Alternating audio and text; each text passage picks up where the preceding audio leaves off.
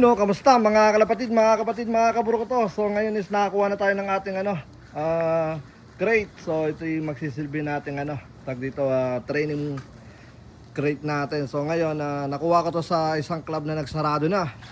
Naglilinis siya mo. So napakatindi, nakaka-carpet pa yung yung tag dito, yung pinagkuhanan natin eh.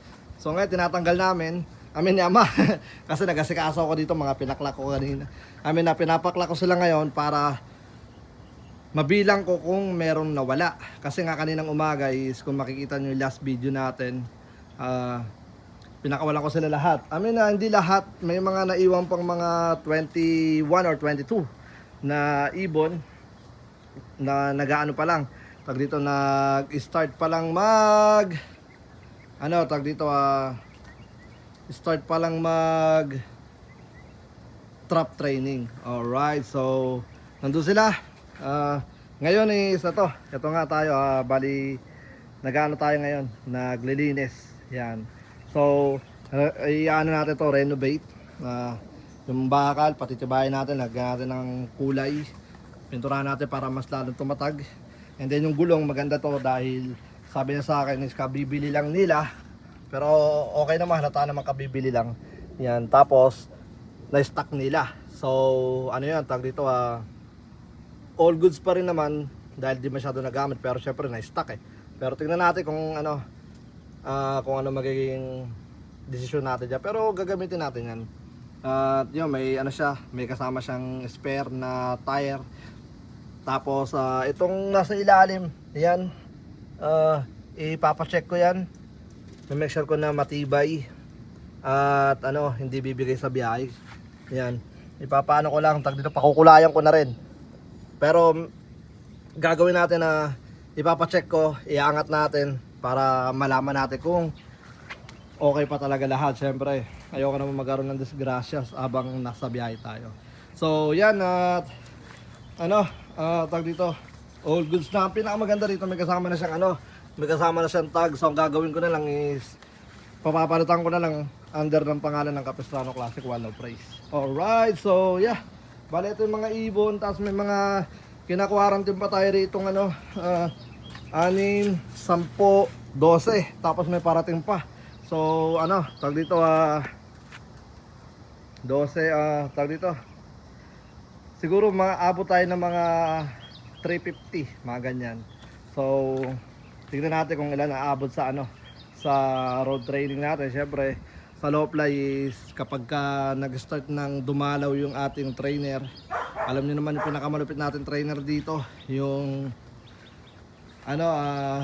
kaibigan natin sa Himpapawid. Pero okay yun dahil habang nagpapaamo tayo ay di mo na siya nakikialam sa mga warriors natin dito. So tumatatag sila. Okay, so yun na nga. Ito, bali sabi sa akin is 50 kada isang room. So 50, 50, 50, 50, 50, 50, 50. Yan.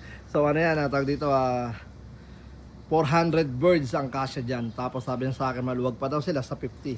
So syempre tingnan natin kung ano yung magiging resulta itong this year. Pero syempre sabi ko nga, every year nagkakaroon tayo ng panibagong tawag dito update, dagdag puwersa, dagdag kaalaman. Tulad nito, di ba? Tulad nga na sinabi ko nung last year, kapag na-hit natin yung 300, magduduktong tayo. So all gusto sila rito sa sa 300 pa ganun, pero nagdagdag tayo rito, so mas lumuwag sila. And then mas maluwag na sila ngayon dahil yung pinakadulo na lang yung nakasarado.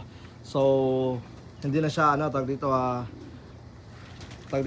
hindi na siya ganun ka crowded kada room, kasi sabi ko nga mas masaya kami kapag mas maluwag yung mga ibon. Alright, yung mga ibon natin malungkot kasi napagod sila kanina. Yan. So yung mga yung mga bago.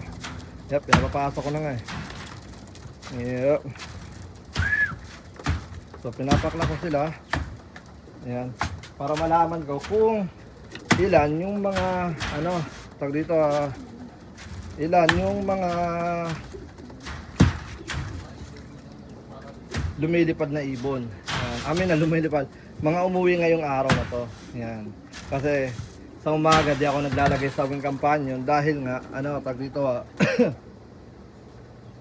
may mga makukulit talaga dahil tag dito pasaway talaga. I mean, pasaway na pasaway. Patagalan pumasok. So, para lang syempre the same time nagpapaamo rin tayo. Kaya ano yan pa? Ayan. So yun nga, nagpapaamo. And then wala naman lumilipad na rin eh. So tingnan natin kung meron nag-overfly. Grabe yung lipad ng mga ibong kanina. Iba nagsisituldukan, lumalayo. Grabe. Papunta ron. May mga nag-grouping na rin. And then isa yun sa mga good news. Ayun. So ayun, nag-ano siya man ng mga kalat, nagaling doon. And then ano natin yan, tag dito, alagaan natin yan. You know. So linis-linis na rin. So ito na lang pinakalat natin dito eh, you know. Ito na lang side na to. Pero dito okay na yan. Ayun, tatanggalin natin pala yan. Yan. At yung huling natin gagawin, yung yung magiging nila. Tawag dito, ito yung butas na yan. Yung ating magiging basketing area. Kumbaga, diyan natin sila papapasukin. Tapos nandito yung crate, yung dito, sasakto natin dito yung butas. Pak. Para, or, depende kung saan side. Basta, pwede dito. Pero, depende kasi may hirapan tayo maglabas-pasok pagka dyan. Pero yun nga, kuha, lagay sa, tawag dito, doon sa crate, sa butas. Yan, so all goods na yun mga tol. At least, every year may mga nadadagdag at nagbabago sa atin. Yan. Diba? Yun, ang ganda rin, diba? Maganda na rin sa nagsisimula. Yan. Alright, ang pinakamaganda, maluwag sila sa training at safe yung mga ibon natin. Yan, safe na safe yan. Tapos ito, higpitan mo lang to. Pag nagpitan mo na yan, hindi nagagalaw yan. Ayun, oh. So ito, higpitan mo lang. Ayun, oh. Yan, oh. Close na yata ito, ah. Ay, hindi. Ay, hindi, umiikot naman na yung yung pinag-iikutan niya. Yan. Pero hindi na siya gumagalaw. Ayan. Parang rubber to. Ay hindi. Lang, may pintura lang. So yun na nga. First coating. First pala. Hugas. Yan. I-disinfect natin kasi to eh. So hugasan muna today. Sakto ilang araw ulan. Mabababad sila sa ulan. Ayan. Ayun o. Tingnan mo. Diba? Pumuputi eh. Woo! Tapos kulayin natin ang yan. Baliktad pa. Baliktad, baka mapunta doon sa mga ibon natin eh. Mabulok na yan. Pag na lang oh.